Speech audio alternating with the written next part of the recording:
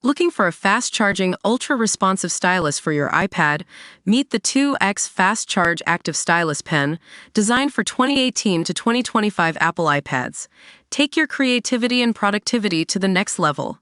Click the link in the video description to shop now on Amazon. Bitcoin Bulletin can't shut it down. Governments and central banks have been trying to shut down Bitcoin for years, but it's been an uphill battle. The reason? Bitcoin's decentralized nature makes it virtually impossible to take offline. No single point of control, no central server, no CEO, just a global network of independent computers working together. But how does this decentralized system work, and why is it so resilient?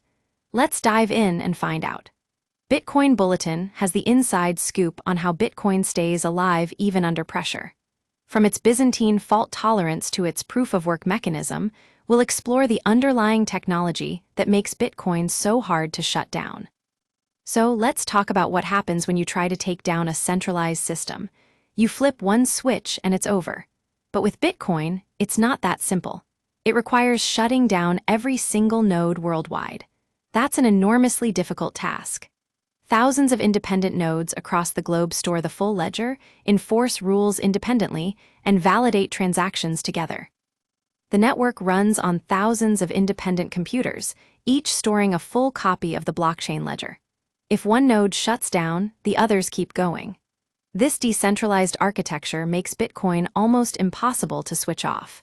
And that's why shutting down Bitcoin isn't like shutting down a bank. You need every single node to stop. But how does this decentralized system stay honest and synchronized? It uses a consensus mechanism called proof-of-work. Miners bundle transactions into blocks, solve cryptographic puzzles with computing power, and earn rewards for solving them correctly. This incentivizes honest miners to participate in the network, while cheating miners lose money. A 51% attack would require more power than all honest miners combined. It's prohibitively costly. And even if some nodes fail or go offline, the network stays consistent and safe thanks to Byzantine fault tolerance. No single server to sabotage, no central infrastructure to attack. But what about governments trying to shut down Bitcoin? They can try to ban exchanges or restrict usage, but they can't switch off the blockchain itself.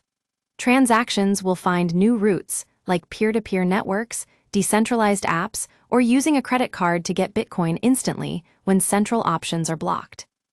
And that matters. If a country bans Bitcoin, the global system still hums. Bitcoin adapts and grows stronger in response to pressure. That resilience proves one thing: it survives law, not just code. So, what can we learn from Bitcoin's resilience? It's not just theory. Governments have tried before, and Bitcoin kept going. Miners bounced back after bans, and the hash rate recovered quickly as operations shifted to new locations. Internet blackouts didn't break the network either. It rebounded quickly once connectivity was restored. The network even finds ways to reroute blockchain updates through satellite communications, mesh networks, and SMS. Individuals can receive updates via satellite and rebroadcast them through mesh radios or ham radio for redundancy. But here's the thing: popular shutdown ideas misunderstand Bitcoin's architecture and design. Many myths overlook how Bitcoin works. That won't kill Bitcoin. Transactions can travel via satellite, mesh networks, and even SMS. The network doesn't depend on one channel.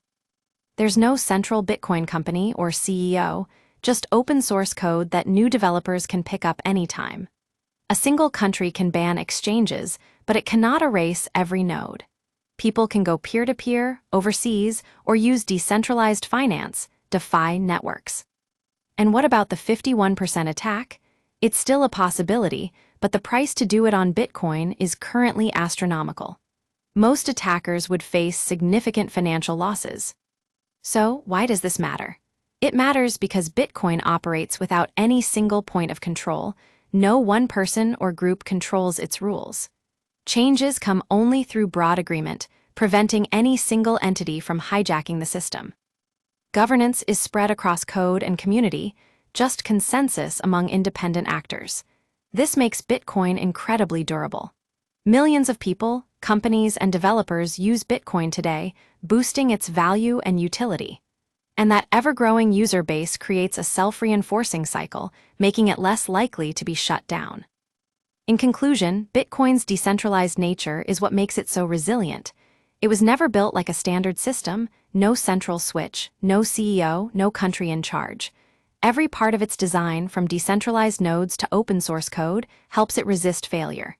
And that means Bitcoin gives people financial freedom without asking permission. It's not just hard to shut down, it's built to stay open.